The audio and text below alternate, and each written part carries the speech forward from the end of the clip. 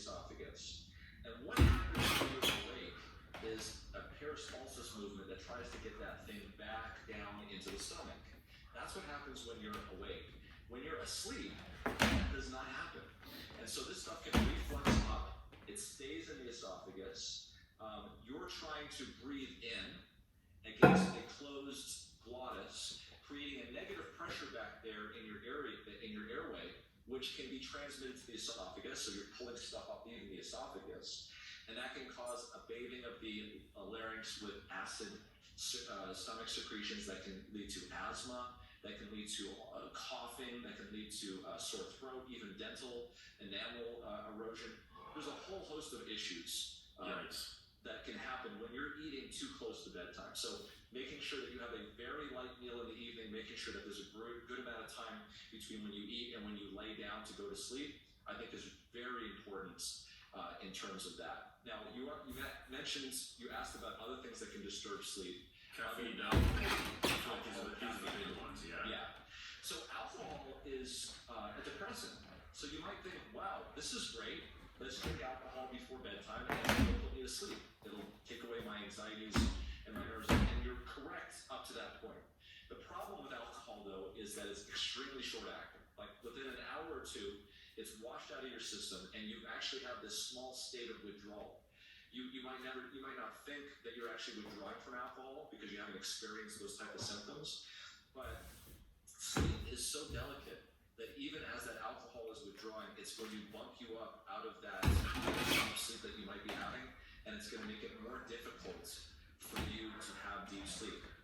Also, let's couple the fact that someone has sleep apnea, for instance. When that oxygen level goes down in the body, there is a signal to the brain to tell the brain that says, hey, the oxygen level is low, let's wake up the oral airway muscles so that we can get more oxygen.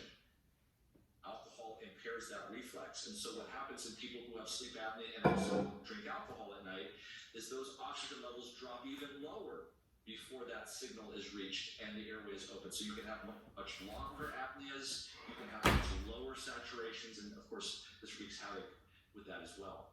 Caffeine. Okay, so caffeine. Well, before we go to caffeine, so for people that do choose to imbibe, what would you say would be a good sort of happy medium, a way to do it mindfully and that in a way that compromises sleep as minimally as possible? I don't know of the minimal amount. I'm not aware of the minimal amount of alcohol that you can take that's not going to affect the pathway. Would you say that if you're going to drink, though, sober up completely before going to sleep? If it's possible, yes. If it's possible. So in other words, and the only way to really do that is to, just from my knowledge of first-grade order metabolism of alcohol from medical school, is you just need time.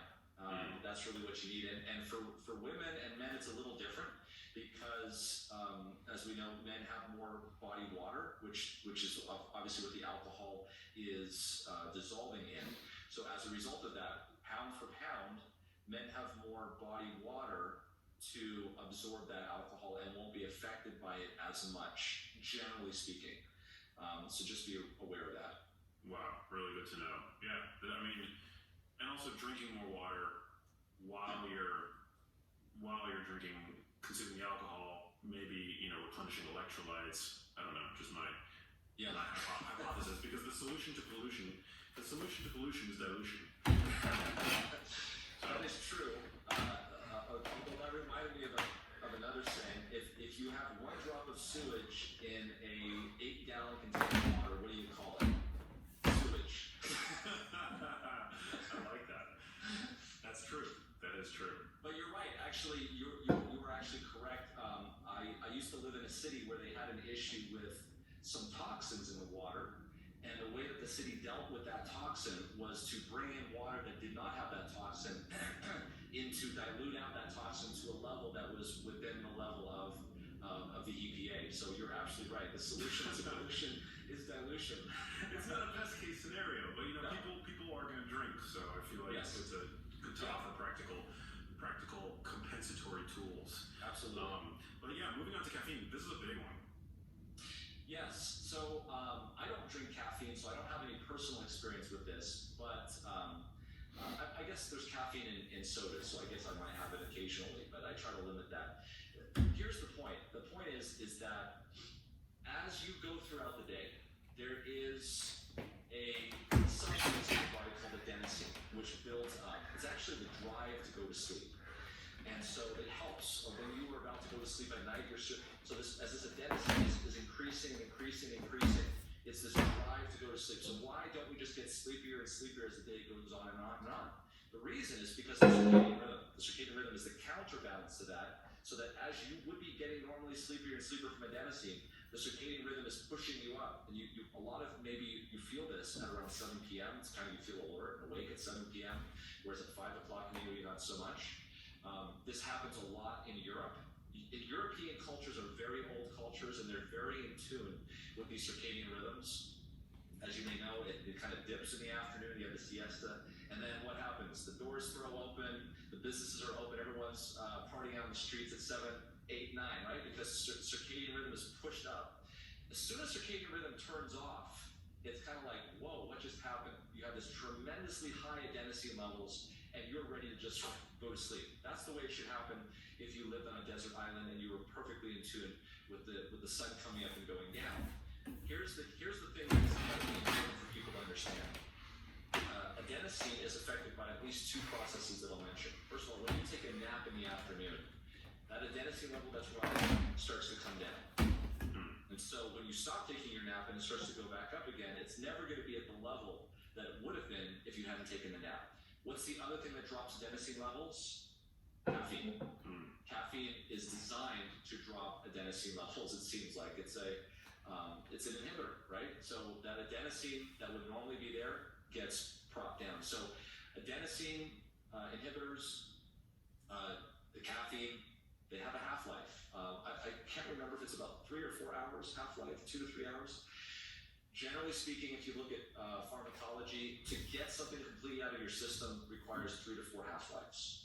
So you do the math. If you're drinking something with caffeine or coffee in it, even in the mid-afternoon, that's going to impact potentially you going to bed at night. So if you're going to drink caffeine, do it in the early morning. But here's the thing that I see all the time, Max, is that people don't start out drinking coffee because they like it. It grows on them. But people are usually drinking coffee because they're sleepy in the morning. They've got to wake up and do what they need to do. And that is the result of everything we just talked about up to this point, is they're not getting enough sleep. It's not good quality sleep. They're on their iPhones or iPads. That sleep inertia is a problem. So they're having to fix it by drinking something in the morning to wake them up, not realizing that this is creating problems again at the next cycle. So, is this adenosine buildup responsible, at least in part, for what is known as sleep pressure? The sleep pressure that builds up over the course of the day. Exactly, that's what it is. So there's two processes. There's process S and process C. What do they stand for? Process S is homeostasis. Okay, or process H if you want to call it that. It's this. We're all familiar with homeostasis. You're thirsty, you drink. You're hungry, you eat. That's this homeostatic, adenosine-driven sleep process where as you go throughout the day, the chemicals in your body that are building up are saying you need to go to sleep louder and louder and louder. Just like the further you go away from eating, the more hungry you become, the further you away of waking up, the sleepier you become. The thing that prevents you from being sleepy, as we talked about though, is the circadian rhythm, which says, no, we are going to battle against that adenosine and we are going to keep you awake until the hour of sleep, and then we're going to pull back, and then all of a sudden, it's like, boom, I'm ready to go to sleep. And that's that adenosine drive. So interesting. Are there any foods that can potentially help with sleep? I mean, we talk about caffeine, hurts sleep, alcohol, hurts sleep. Are there any ingestible compounds that you know of that actually improve sleep quality? You know, this is something that I need to do more study on, but I can tell you there are some stimulating types of foods that are potential problems. And I'm thinking about the types of things that they put in flavorings. You might have it in potato chips, MSG. You might have it in foods, salt foods, monosodium glutamate. These sorts of things. These are neurostimulators that are designed, and they put them in there, these processed foods, to make these things are chemicals to make things taste. Have you ever noticed you